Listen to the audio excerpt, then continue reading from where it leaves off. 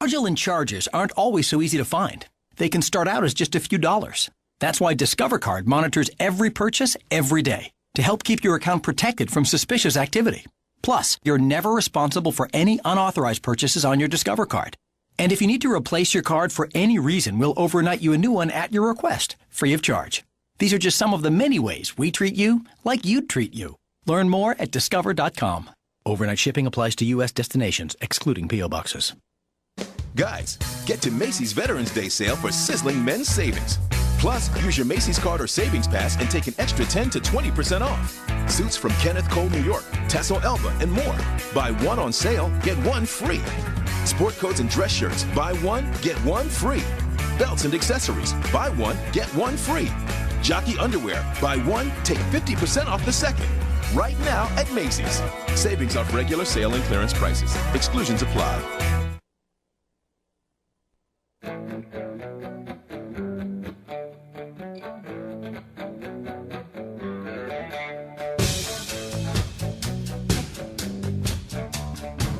Good afternoon. This is George Yates, and this is Justice for All.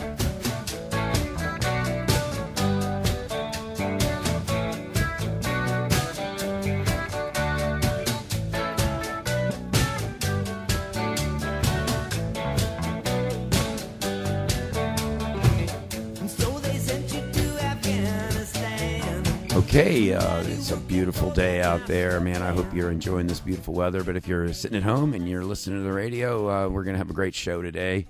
I'm George Yates. This is Justice for All, and we've got a really cool guest here today. His name is Pat Dicesare, and he is a concert promoter from the greater Pittsburgh area, and he's just written a book called Hard Days and Hard Nights. And for those of us who are old enough to go back to the beginning of the rock and roll era, you know, way back in the late 50s and 60s, and when little rock concerts were held in the little civic centers downtown, and the bands did 2 shows a night, and the traveling troops of 20 acts all playing on one night.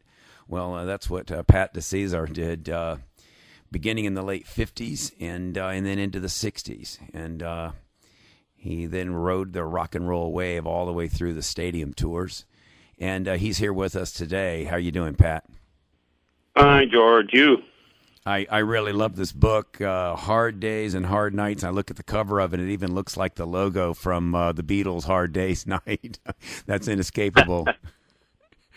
You know, I started writing that book about 15 years ago, and I moved from Pittsburgh to West Hollywood, and I would go to Santa Monica and get inspired by all the people out there just playing on the street corners and, you know, singing their songs. But anyway, when I was done writing that, I got turned down by every publisher, every literary agent, saying to me, hey, that book is going to have no value outside of Pittsburgh because you're from Pittsburgh, your stories are mainly from Pittsburgh, and it just won't appeal to anybody outside of Pittsburgh. And I said, you know, what's the difference if I played the Beatles in Pittsburgh or in New York City or anywhere?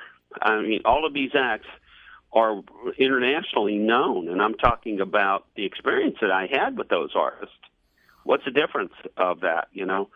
So I finally won my victory. I got it published. I found an independent publisher, and this week I was just named the grand prize winner. Hard Days, Hard Nights was named the grand prize winner in the greater Midwestern area. And also at the same time, it won that recognition in Southern California. So I was sort of vindicated or whatever. And that's just nice to know that people in other areas just appreciate the book. And that's what I got from it too, because when I got to the end of the book and I evaluated your whole career, I said, well, that's the way the business was in those days. It wasn't national. So, you know, you had your your Bill Graham's, right, in San Francisco, right. And you had your local promoters in all the various areas, and you were the man in Pittsburgh for 40 years, and Bill Graham was the man in San Francisco for probably the same period of time, right? So you had cohorts all over the country that were doing what you did, and then I guess ultimately you sold your company to, and now it's what, Live Nation, I guess, is what your company is now part of a national company, right? Yeah, unfortunately, the large corporations have taken over that industry, and I couldn't do today what I did 50 years ago because it's hard to fight large corporations. I was able to start with absolutely nothing. I mean, that was, this book is meant to be inspirational and motivational more than it was about concert stories. And I hope you found that to be true as I weaved in those stories of non-concert related. But it's meant to show that anybody could do something, if they really got their heart into it, I think. That's better, yeah. But, tell us a little bit about the book. You tell us a little bit about your biography. This is, you started in the 50s. You were a busboy at a supper club. Tell us a little bit about how you got started in the business, because that's the fascinating part, and then how you just rose to be, a big honcho in the business. Fortunately for me, I came from this great family. My father came from Italy, went to the coal mines, never made more than, had two jobs, never made $100 a week in all his life, but supported this gigantic family that we had. And my four brothers and I slept in the attic we lived in the attic, we didn't have any heat or hot water up there. Throughout the house, and sounds like my childhood. Same thing. My brother and I lived in the attic. No heat. It was freezing. We had electric blankets to keep us cold in the winter. At least we had electric blankets. Yeah, you were lucky. Yeah, but my father would listen to music. He would listen to classical music, the opera, and these are the days before rock and roll existed. I mean, I would hear Puccini doing opera, and I would get a feeling for that music. I loved it, and but I had no idea what I was listening to. But when I was in like second grade, he bought me a violin to take violin lessons. I didn't understand why he would do that, but I loved the instrument. But the kids in my town, Western Pennsylvania, you had to play football. You are nothing unless you play football here. So I got beat up. They broke my violin, told me I should be playing football. So I went for about 6 more years. And my oldest brother left home to join the Marine Corps. That left his accordion for me. And my father said, well, now you get back to the accordion, to music lessons. So I practiced that, and then I just had this affinity towards musical instruments. Any instrument I could get, I played. So I played the trumpet. Somebody had a piano for sale for $25. I bought it, And my uncle had a bass fiddle for sale. I bought it, and then when I was 14, he invited me to join his band. So I'd go out and I'd be playing these liquor clubs and BFWs and that sort of thing as 14, 15 years old. Then when I was 16, I got the job in that holiday house that opened, that nightclub that you're referring to. And, all these stars from Ed Sullivan would appear there. All the great singers, the big name talent. But rock and roll still was in its infancy. It had not really started. So what year were you talking about? 56, 57? Yeah, I'm talking about 54, 55, right. And we just started to get some things. Then Elvis came in 55, and I was most affected by a group called the Crew Cuts, and a song they had called Shaboom. And it was a white group from Canada that imitated a black group from the United States who wrote the song and originally performed it. But, at this time in radio, a lot of radio stations would not play black music. Right. And the record companies covered all these things with white artists. Like Pat Boone would cover all the Fats Domino songs, which was pathetic, but, that's the way it was.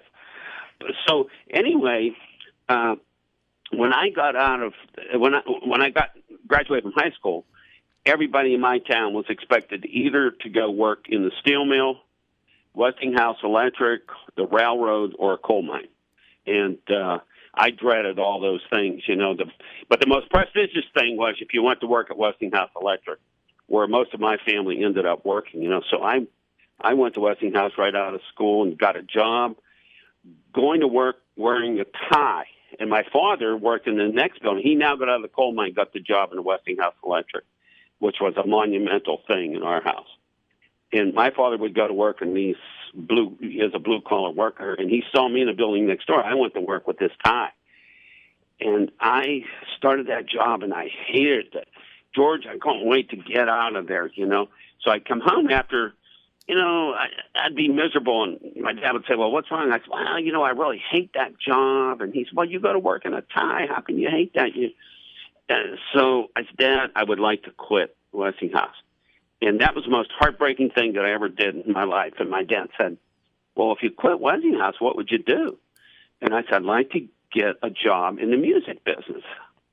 And he said, well, you can't make a living in the music business. Nobody makes a living in the music business. What are you going to do? I said, I have no idea what I'm going to do, but that's what I'd like to do. So I quit.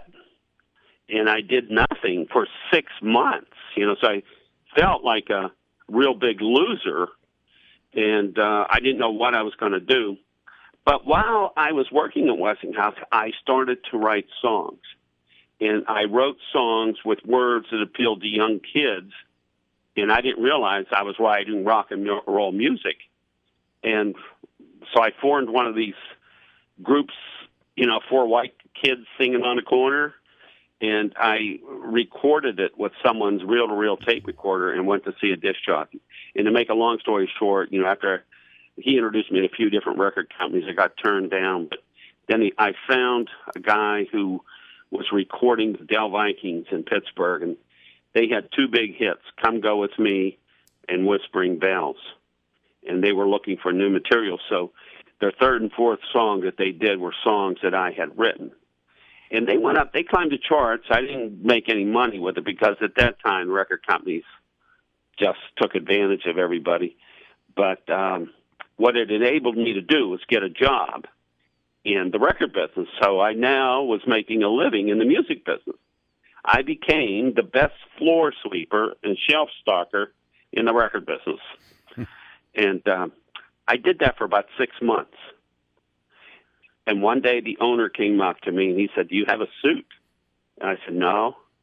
And he pulled out $100 and he handed it to me. He said, go out and buy yourself a suit and shirt and tie and whatever you need. He says, because on Monday you're going to be our promotion man and salesperson.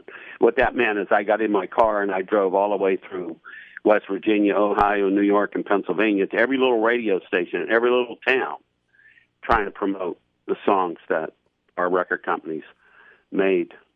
So you have a great story. You have a great story in your book where you go into a record store and you see this knockout gorgeous Italian girl coming out, and I was waiting for the rest part of the story. Like, oh, he marries this girl, or she she takes him out for a date or something like that. Oh no, she tells him, hey, don't wear white socks with that suit. That's great. Yeah. And, I hear many people comment about that story, and they said, yeah, or someone said, I was expecting you to say, and I married her, and I became my wife, That's right. And my wife said, I'm not even in the book, Well, there's another passage in your book where you're talking about drinking straight vodka, out of your desk, and I'm thinking, the next page he's going to be in rehab. So I was just wondering. I was saying, there was a lot of unfinished, a lot of what was you want to call it? There was a few little teasers in there, right? You do a little bit of this. Yeah. I go, okay. Next thing you know, he's going to be going down the same road as most of the rock acts that he promotes. So where did you?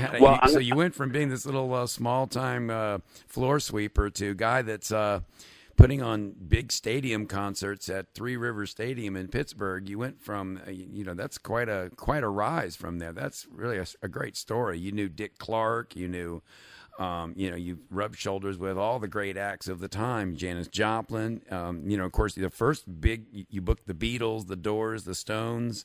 What a rise! What an incredible story! But keep going. Tell us how this got in. How did you get into being the big time promoter? Where did it begin? Well, I was consumed into the music business. I mean, I just talked to other people that were record promoters or songwriters. I began producing records, and I produced Bobby Benton's first song because he was from around Pittsburgh, Canonsburg. And but anyway, you even called your record. You called your record label Bobby. Yeah, I named it after him. You're right. I had a couple different labels and different publishing houses, and ended up managing a lot of acts. But one day, someone came to me and said, "Hey, did you ever hear this song called Love Me Do?" I said, "No." They said, "Here, let me play it for you. It's by a group called the Beatles." And I said, "Well, I never heard of them." "Yeah, I know. They're from England." And I thought, okay. Reluctantly, I listened to it. And when I listened to it, my ears perked up. I thought, wow, this is really great. And then the next day, another promoter said to me, "Hey, do you hear this song by the Beatles called She Loves You?" And I said, wow, this is strange. So he played it for me, and I thought, wow, this is really great.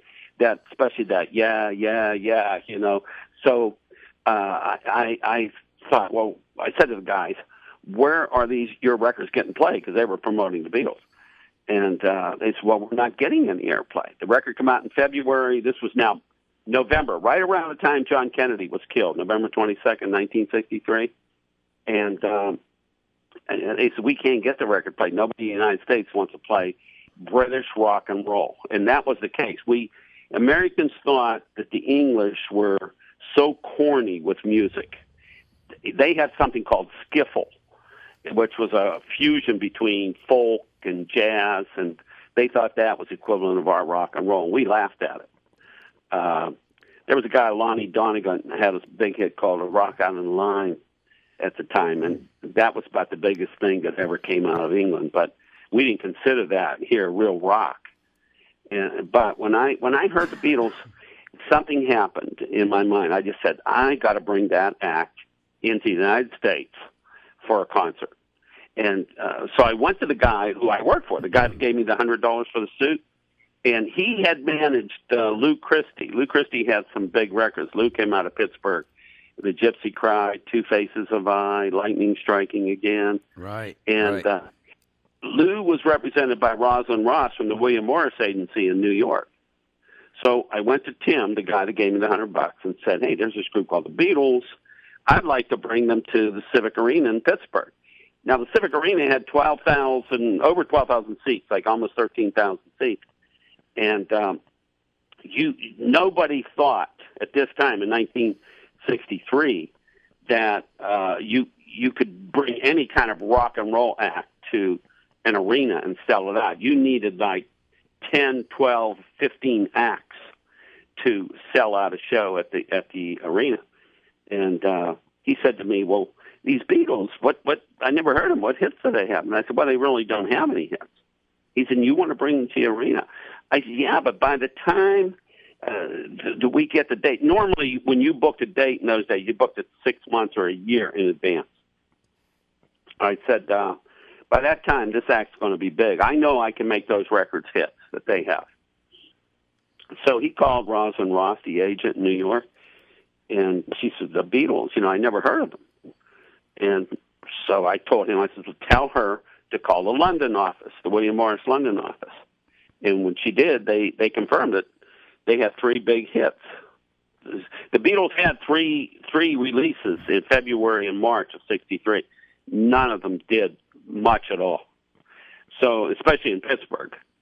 So anyway, I couldn't get anybody interested in bringing the Beatles to the United States.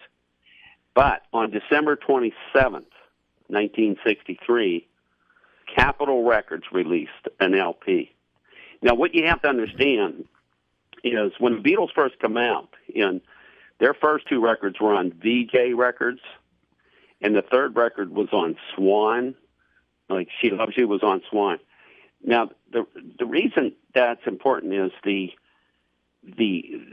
Brian Epstein, the manager, could not get a record deal. He couldn't get a record deal for the Beatles in England, and he lucked upon after he was turned down by every major record company in England, George Martin was willing to take a chance on the Beatles. George Martin was producing comedy albums, like Peter Sellers was one of his acts. And when Brian pitched George Martin thought, I don't really like these guys, but hey, this sounds cute. Maybe I'll record it. What do I got to lose? I'm not busy. And the record turns out to be big. So Brian wanted the Beatles to be big in the United States. I mean, although they were big in England, England, I don't know how big England is. It might be the size of Texas or something. What good's having a big record just in one state? Every artist wants to conquer the United States. So he tried to make a deal with a record company in America, and he couldn't do it.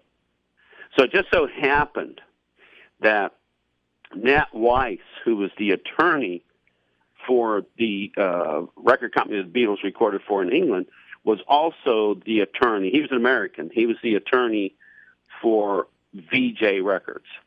So Brian said to Nat Weiss, look, if you can get me any record company in the United States to put out and release a Beatles song, I'll give you the master. It won't cost that record company any money, but every time they sell a record, they got to pay us 8 cents. So he went to VJ, who he represented. And they said, oh, okay, we'll put it out. Now, VJ was a black label owned by Vicky and Jim, and they were in Chicago. All they did was black music. Until 1960, they came up with 4 white guys who played their own instruments and wrote their own songs, had a big hit, and that was called the Four Seasons. Now they're coming across another 4 white guys who write their own music and play their own instruments, and now they got the Beatles. So they got the 2 hottest acts in the world. Right. So even though the Beatles could not get much play, at the end of the 6-month period, they had to pay the VJ, the record company, had to pay the artist their royalties for any record sold or every time a song is played on the air, that sort of thing. So VJ owed the Beatles $800. They had a 5-year arrangement with the Beatles. For the next 5 years, everything the Beatles produced would be released on VJ Records. So Brian called VJ and said, hey, you owe us a royalty check. Okay, yeah, we sent it out to you. It's $800. He got the check, and it bounced. And he called VJ back and said, your check bounced. They said, impossible. We have $350,000 in the checking account. We got a big hit, with Sherry by Four Seasons. We have plenty of cash. And here they found out that their promotion guy who controlled the checkbook spent the $350,000. And when the owners went to their promotion man, he said, well, these are the days payola was big. Right. Because you wanted me to get the records played, I had to pay all these disc jockeys off. The truth that they found out when they went through the whole checkbook was he had a gambling habit. All these checks were written out to Las Vegas casinos. So this guy, his name was Ewart Abner, he cost VJ Records the Beatles, owning the Beatles. Now, December 27th, 1963. You mean because that check bounced, they stopped the deal with them and canceled the contract with them, and that's when they ended up with Capitol? You're exactly right. Right. Listen, we got to go to a break here in just a couple of minutes, so finish the story, but let's try to be brief, and then we'll come back over the next 30 minutes, and we can go into the rest of this. So Meet the Beatles came out when? Was that 64 when that Capitol record came out? It was December 27th, 1963. Right. Okay. They were real disappointed that they could not meet that deadline, come out before Christmas. But that record sold 850,000 copies in 10 days. Unprecedented. I Want to Hold Your Hand. I Want to Hold Your Hand was the number 1 song on the first side. Right. And when that song came out, the only way you could get it was you had to buy the LP. They didn't have a 45? I Want to Hold Your Hand did not come out in a 45? Initially. Right. Initially, it was a great marketing plan. It forced everybody to buy a $3.98 LP instead of a 99-cent single. Right. Now, had you I think you promoted them, and they actually played for you in September of '64. Is that right? That's correct. And after you come back from your commercial, I'm going to tell you a story. All right, so we're going to come back and talk with Pat Dicesare. If you've just joined us, this is Justice for All, and we're here with the legendary concert promoter from Greater Pittsburgh, Pat Dicesare. We'll be right back, and he's going to tell us how he booked the Beatles in 1964 and a number of other acts after that in a very illustrious career. We'll be right back. The place people look to for their holiday light needs is Inarray Outdoor Lights. Let the professionals at Inarray decorate the exterior of your home and business without you lifting a hand. Get $100 off a $1,000 purchase. Call 355-5276 and log on to Inarray.com. Light up your home or business this holiday season with Inarray. Call 355-5276 today.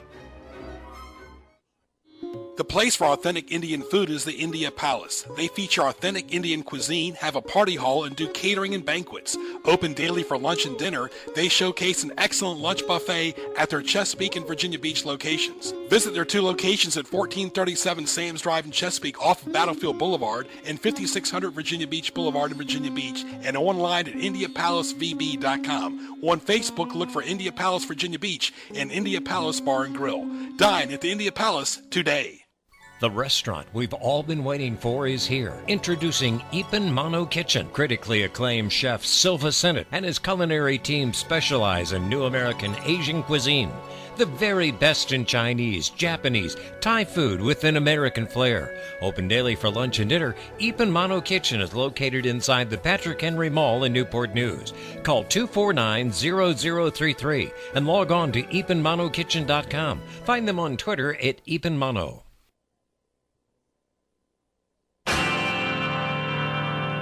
It's been a hard day's night, and I've been working like a dog. It's been a hard day's night, I should be sleeping like a log. But when I get home to you, I find the things that you do will make me feel alright. You know I work all day to get your money to buy a thing. Okay, we're back with Pat Dicesare. So you've got the you got it in your mind. You're going to book the Beatles, but you hadn't quite done it when that record came out, right?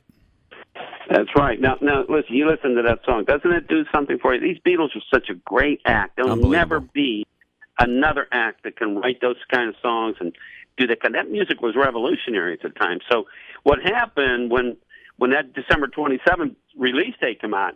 Beatlemania then set in. You know, everybody just went bananas. I mean, it divided the country. Oh, it was insane. Parents were worried what their kids are going to do. You know, and we all can remember. We all remember stories. I remember the first time I ever heard of them. I was visiting some of our family friends up in the D.C. area, and the girls had Beatle posters all over their walls. And I go in there, and I go, who's that? What was that? Those are the Beatles. And they played the record, and I went, oh my God, you know. And then I think it was the next day that I realized what Beatlemania was. This was in I guess the winter of '64, right? In January, I'm thinking February right. of '64. Yeah. Well, you're right. So that song turned the whole country on, and D.C. became one of the first cities where they did get recognized.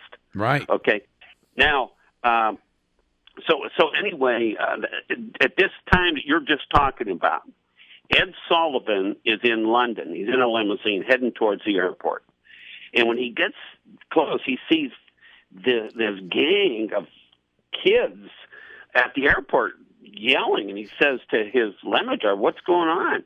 And the limo driver said, that's this group called the Beatles. Every time they fly in or out of here, 5,000 girls come down here and cheer, and they want to see who this is, and all that sort of thing, and get a glimpse of this group, the Beatles. And he said, Ed Sullivan said, take me over there. I want to see that. He's no dummy. So, the driver takes him over and introduces him to Brian Epstein, the manager. And for $1,200, Ed Sullivan makes a deal right there to get Brian to bring the Beatles to his television show. So, on the first week of November, 1964, the Beatles performed for on CBS on his show, Right. and 72 million viewers watched. That was one of the most significant events in television in history. Yeah, I history. saw it. I remember. So I guess my timing is off. I guess I'd heard of him before the record came. I don't think there was a person that had a TV in America that wasn't watching Ed Sullivan that Sunday night. I think it was the most watched show in the history of television up to that point, and maybe still in terms of number of TVs tuned into something. You're right. And then he performed. The Beatles actually performed at the Washington, D.C. Coliseum 2 days later. So it was phenomenal. I mean, that was the first date, and that was the Beatles. So I then had my guy called the Rosalind Ross, the William Morris agent, back. And before this happened, before February, I got to go back now to the end of December of '63, and when Beatlemania, when I Want to Hold Your Hand was released, and went back to the agent and said, hey, remember me? I called you last month, and you didn't know who the Beatles were. Now you know, right? So I want to get this date for Pittsburgh. And she says, oh, you can't get a date. I mean, everybody in the world wants the Beatles now. And you don't have any track record. We don't know if you're for real or what. I says, well, I would you tell the Beatles that I'm the guy that called before? And so she came back to me a couple of days later and said, you know what? We're going to be able to do something here. We might be able to do something. But you might not like what you're going to hear. If you want the Beatles, there's two things that I got to tell you. Now, at this time, when you did a concert and you had a headliner, the average fee for a headliner for a performance at a theater, at a concert, was $3,500. Then you put several other acts on the show. Remember I told you you may have to put 10 acts on the show. Now, she said, if you want the Beatles, they're $35,000 a night. That's what they're going to ask. Well, that was monumental. I mean, $35,000 for one night for a concert was just, impossible. And I thought, at the time, our ticket prices for concerts, because the guy that gave me the $100, he did a few concerts. He only did like 3 or 4 concerts a year. Not even that at the time. The ticket prices were $1.50, $2.50, $3.50. So now, if the Beatles wanted $35,000, we calculated all the expenses. We thought we got to have to charge $6.60 a ticket, and we thought, wow, who in the world would pay $6.60 to see the Beatles? So we really agonized over that. The second thing she said was,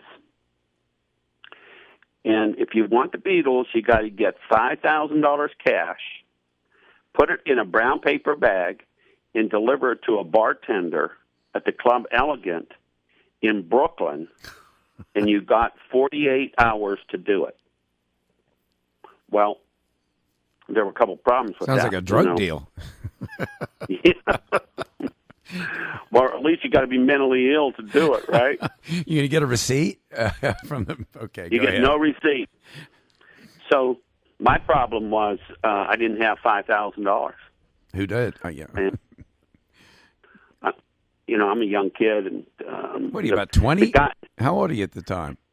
At the time, I was about 23, 24. Okay, go ahead. And so I went to the guy that gave me the $100 and that I worked for, and said, "Well, you want to do this together?" Now I figuring he's got $5,000 also, but he said, "Well, I don't have $5,000." Now I don't know to this day whether he had $5,000 or not, or just thought like everybody else, you got to be mentally ill to do this, So I had 48 hours to raise $5,000. So I went around to everybody that I dealt with, and one thing about the record business, I dealt with a lot of jukebox operators, too. I'd sell them hundreds of records at a time, And these guys were all somewhat questionable what they did, A lot of them had slot machines and poker machines, And they said to me, I'm not going to give you $5,000 cash to give some bartender. That's the greatest scam there is. You got to be crazy. I knew this one other guy. Not that across the street from me, this guy had a house of ill repute, and the girls that worked for him, they'd all come into my office there to hear the new records, and I used to let them buy records at wholesale prices, So when he came in, I offered him the deal, and he wouldn't do it either. I figure he's got all this cash sitting around, right, and probably looking to get rid of it. But he wouldn't do it either. I went to radio station guys, bar club owners, nightclub owners. Nobody would give me $5,000. Even for I the had Beatles? 48 hours. Did they know it was for the Beatles? Yeah, but you know what? It's a funny thing about the Beatles. When Beatlemania set in, all the younger kids really were Beatlemania. Anybody over a certain age thought, first of all, this will never last. Yeah. This isn't big. They hated to be that long hair. The Beatles, everybody thought that hair was so long, that was like detrimental. They were just a fad. Dude. Yeah, and that hair, if you look at that cover of Meet the Beatles, that first album, their hair wasn't even long compared to people today, Yeah. But it wasn't a crew cut.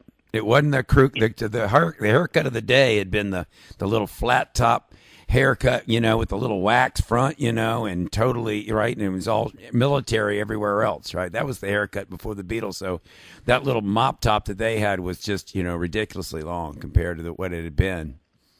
So. And it was shocking. It was shocking to the people because you're right. Everybody had a crew cut or some flat top, and if you let your hair grow anything longer than that, you were considered outrageous to have that hair. So, for adults, I was considered a real degenerate for thinking about the Beatles. For kids, they loved it, but that's not where I was going to get the $5,000. If you've just joined us, I'm with Pat Dicesare. This is Justice for All and George Yates. And Pat Dicesare is telling us about his efforts to land the Beatles in Pittsburgh in 1964. Go ahead, Pat.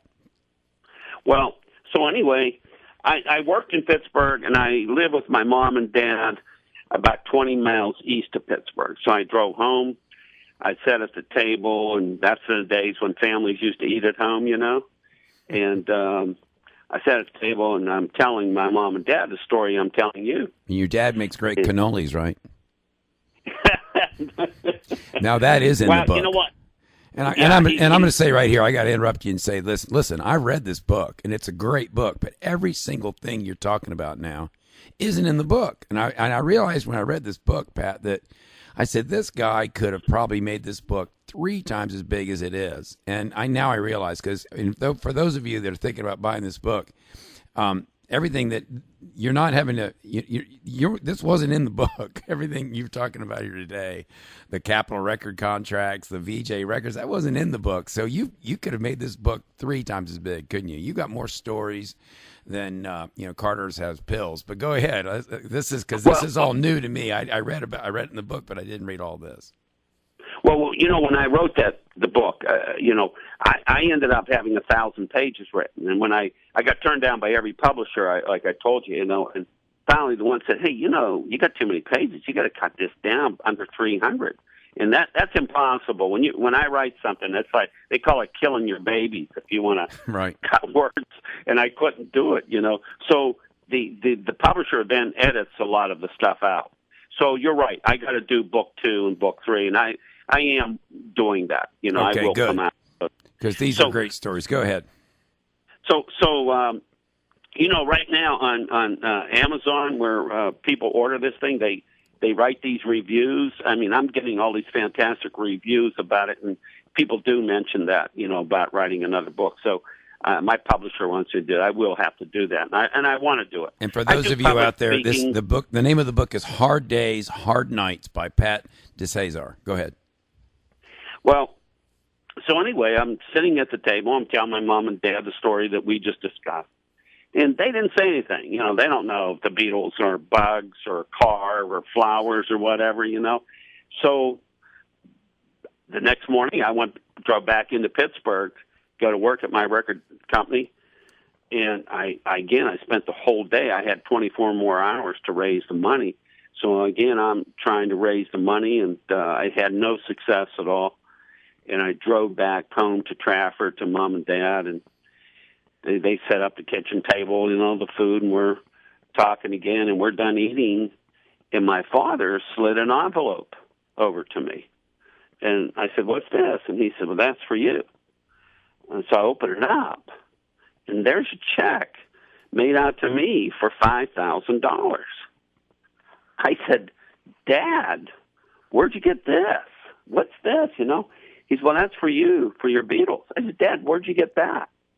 He said, "Well, Westinghouse, where I work, I put the house up as security, and they gave me a loan for $5,000. I said, "Dad, I can't take your $5,000. I got to give this to a bartender in Brooklyn. I mean, I don't even know if the guy's for real. Here, take this back." And he said, No. Do you believe in the Beatles?" I said, "Yes, I do." He says, "Well, then go do your Beatles." You see, the greatest gift my father ever gave me was not the money. It was the fact that he believed in me. He believed in me going all the way back to the days of the violin, and playing the classical music. And he did that for all my life. It was just amazing. And I didn't want to take that money. I felt guilty then. I still feel guilty now. It's 50 years ago that happened. So I called the guy that was my partner, Tim, and I told him, I said, "Hey, I got the money." And he started going, "Well, where'd you get the money?" I don't worry about that. We got to get the money to New York. Our 48 hours is going to be up by midnight here. And so he called Rosalind Ross, the agent, and she said, "Well, wire it to this attorney." And we wired it to an attorney who then took it over to the bartender. And to this day, I have no idea who the bartender is. I get asked this question all the time. Why do you think they wanted the $5,000? Who got the $5,000?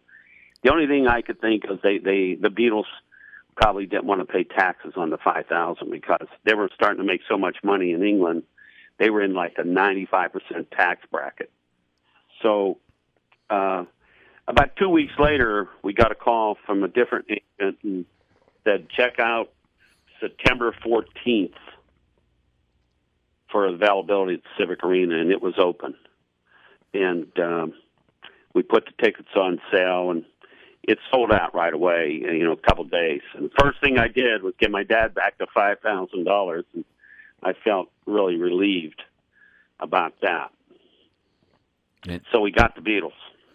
And then they came, and I think the fascinating part of that story was when they show up, they bring in their entire sound equipment is all packaged in one Ford Econoline van. The entire Beatles sound equipment, instruments, and everything in one Ford Econoline van. I guess that changed over the years, didn't it? When I did Michael Jackson, Michael Bolton, they brought 40 trailer trucks each with equipment. 40. The Rolling Stones, like 50 trailer trucks. Here was the Beatles. They showed up in a Ford Econoline van. The same house sound system that was used for basketball games or wrestling was a sound system that they used. Of course, it didn't really matter what kind of sound system they had. You couldn't hear them anyway, right? Over the screaming. Well, you are absolutely right. But as you know, I wasn't aware of that. I booked a show in February for September 1964. And as anybody that's alive can remember during then, Vietnam was a horrific experience in this country. It was the fear and dread of every young man. And after I booked it in February, I got a draft notice, and I had to go. I had to go into the Army on May 29th. So when they played in September, I was at Fort Sill, Oklahoma. So you weren't even at the arena when they played? I was not at the show. No. Wow. Well, now I thought you joined the National Guard, though. I read in the book. Well, and you're absolutely right. What happened is that I belonged to both the Army. I ended up being both in the Army and the National Guard. And there were guys in the music business that when I got drafted, they said to me, "Come with me. We're going to get you in the National Guard instead of the Army, and so I did, and I went into the National Guard. After I served my time, I got out. I still had to serve 6 years in the reserves, and Dick Clark got me out of going to the meetings after I got off active duty, because I went on the road with him, doing concerts all over the country with him, and then as Vietnam in like 68, 69, I had to go back into the Army. That was, the government was calling everybody, all these troops up, to go into. Everybody was going to Vietnam, Right. So I had to go back in twice. If you've just joined us, we're with Pat Dicesare, legendary music concert promoter from Pittsburgh. Yeah, you came along at the time you thought you would flunk your physical. I guess you had some allergies, but you came along in a time where I think that if you, I know my brother was a little older than me. I came along in the lottery days, so I think when I was eligible, they'd gone to that lottery thing. My lottery number was high, so I didn't get drafted. I think they drafted a bunch of other people in my class, but I think you came along at the time where if you could breathe, that you were eligible, right? And they would, and if you weren't in school, you didn't have a deferment, and you just got taken. That was the day. Well, you're absolutely right. My mother had 5 boys. Her biggest fear was that one of us wouldn't make it, in some war. This country is just great for going to war, So my 2 oldest brothers joined the Marine Corps.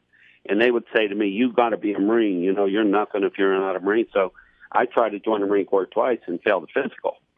And so when I got the notice for the draft, I thought, well, I'm going to flunk. But like you said, they didn't even want, they just like, sign here, you're in, So after you were successful with the Beatles, I guess your career was on its way, and you I guess came back from the Army and reserve duty. And tell us about some of the other concerts you promoted after that, after '64. Some of the big names, and I know in your book you talk about Janis Joplin, and I guess you've seen just about everybody. What stands out in your mind is the most fun event, or one of the most fun events that you can recall?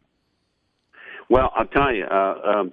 When I got out of the Army, I was 27, and I thought, wow, I'm too old for anything, And but while I was in the Army, my buddy, the partner that I had for the Beatles, Dick Clark, had moved from Philadelphia, where he was doing the bandstand. He moved to the West Coast, and he started all those big television shows he did. The New Year's Rockin' Eve, the Country Music Awards, and all those different award shows. And he no longer wanted to promote concerts, but he wanted to be in the business. So he offered my partner, the guy that gave me the $100 and was my Beatles partner, he offered Tim this job of running his concert division, which meant Tim had to leave Pittsburgh and go to Los Angeles. And he did. And that left Pittsburgh open to me to be the dominant concert promoter. Yeah. So the first show I did on my own was the Beach Boys. And boy, they were huge. They were huge at the time. And they when we did that Beatles show, Tim and I, we made a profit of $8,000. So we split that. When I did the Beach Boys, my profit it sold out. My profit was $13,500. And the reason for that is that the Beach Boys didn't charge me as much money as the Beatles to begin with. And then secondly, the arena figured out how to start selling a little bit more seats. So I made $13,500. And so now I moved from living with my parents. I got an apartment right next door. A new apartment went up next door to the Civic Arena downtown and in Pittsburgh. So after the show of the Beach Boys, I called my mother and dad and said, "Hey, can I come home and have a meal?" And they were always glad to see me, And so I got home, and they put this spread out on the table, and we're done eating. I slid an envelope over to my mother. And now my mother had always been blind all my life. She had a little vision in one eye. But we never knew growing up that our mother was physically impaired in any way. You could not tell that. I don't know how she did it, but so she picked up the envelope and she opens it and pulls it. There's a check, and she holds it real close to her eyes, and she said, "Oh, $50. Oh, Pat, that's very nice. What's that for?" And then she corrected herself, and she says, "Oh, that looks like $500. And so then my father took the check out of his hand, and he says, "That's $5,000. And my mother said, "Well, what's that for?" And I said, "Well, you remember in 1964 when you gave me the $5,000 for the Beatles?" She said, "Yeah." She said, "But you paid that back." I said, "I know, Mom, but that's just a bonus." And the greatest thing was that I was able to do that over and over because, I just felt so guilty about that, taking that first $5,000 that I just had to do that. And I was blessed in this business with, being able to do that for them over and over. But anyway, so that got me past the Beatles and got me the Beach Boys. And now we're starting to have this cultural change in the United States. Up till this time, all of the music was on AM radio. And FM wasn't beginning, and FM radio began in San Francisco, because these acts from San Francisco had all these long recordings that AM radio didn't want to play. Anything longer than 2.5 minutes, they weren't going to play.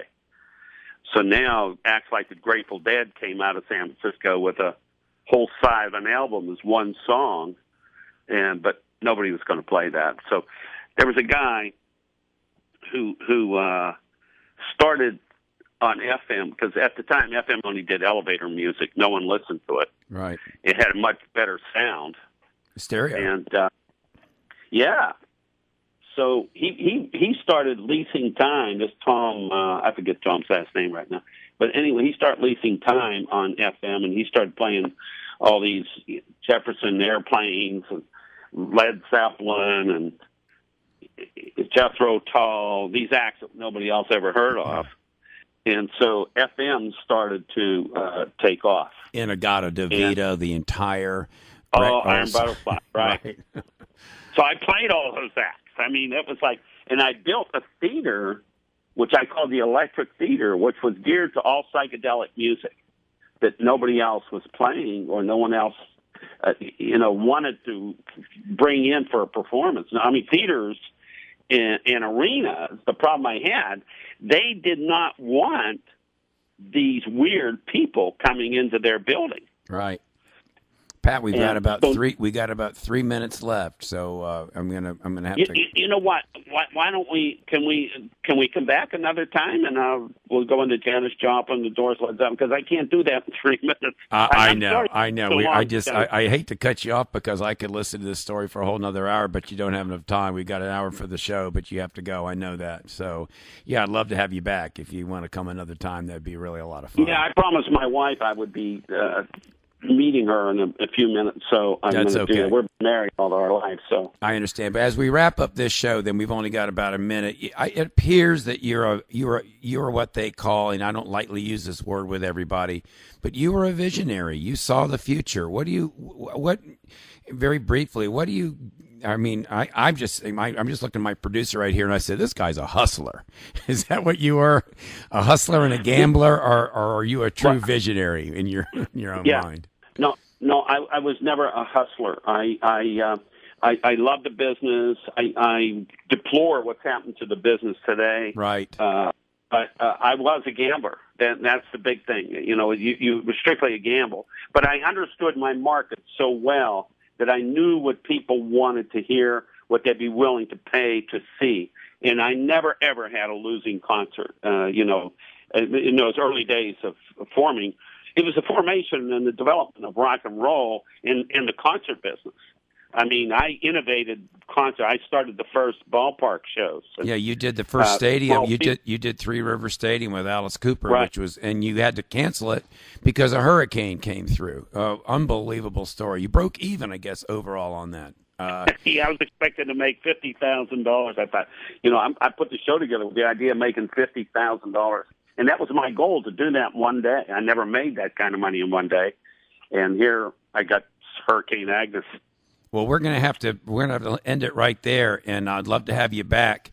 And so I'd like to say goodbye here and thank you to Pat Dicesare, the author of Hard Days and Hard Nights, and it's available on Amazon, and it's a great book. And we'll try to have Pat back with some more of these stories that are not even in the book, and there's another one coming. So thanks a lot, Pat. Thank you, George. See you now. Bye. Bye. And so that will wrap up this first hour of Justice for All. I'm George Yates. We're going to go to a news break here, CBS News Break. We'll be back with the next hour of Justice for All. U.S.'s top intelligence officer, James Clapper. Asia expert Gordon Chang. Kenneth Bay has been plagued by a number of medical problems, including diabetes and high blood pressure, and he was in hard labor, though it wasn't as hard as many North Koreans go through. They wanted to make sure that Kenneth Bay stayed alive, and so they were always going to release him, but clearly they wanted to get rid of him earlier than most people thought. So this is a stunning development. CBS News national security analyst Juan Zarate says this diplomatic breakthrough could open other avenues of discussion with Pyongyang. What you're going to see is an attempt to broker further discussions with the North Koreans, perhaps get them back to the six-party talks to discuss their nuclear program. And perhaps as well, they're watching the episode with Iran to determine how best to follow up with discussions bilaterally with the United States. Moving up his announcement after his choice was leaked to the media, President Obama today officially nominated New York federal prosecutor Loretta Lynch to be the next attorney general. WCBS's Irene Cornell's been following Lynch's cases for some time. Her office prosecuted and convicted would-be subway bomber Najibullah Zazi, among other terrorist suspects. There were also convictions of corrupt politicians and numerous pill-peddling doctors, a more recent focus by the office. The 55-year-old Lynch, a Harvard law grad, will be the first black woman to hold the top law enforcement job if she's confirmed by the Senate. The Soviet leader, who with President Reagan ended the Cold War, says the chill is setting in again. Former Soviet leader Mikhail Gorbachev warns the world is on the brink of a new Cold War. Marking the 25th anniversary of the fall of the Berlin Wall, he spoke near the Brandenburg Gate, close to where President Reagan challenged him in 1987. Mr. Gorbachev, tear down this wall. Gorbachev accuses the West of acting like conquerors after the Soviet Union collapsed. He calls for a new trust between the West and the Kremlin. Larry Miller, CBS News, London. For many Americans, it's time to get out the winter coats. The strong storm battering parts of Alaska will cause a ripple effect, sending frigid air as far as the East Coast. WCBS meteorologist Craig Allen. Temperatures, especially across the northern tier of states, and now we're talking about like the upper plains, the upper Midwest, portions of the Great Lakes. Eventually, their temperatures during the day could run as much as 20 to 30 degrees below normal.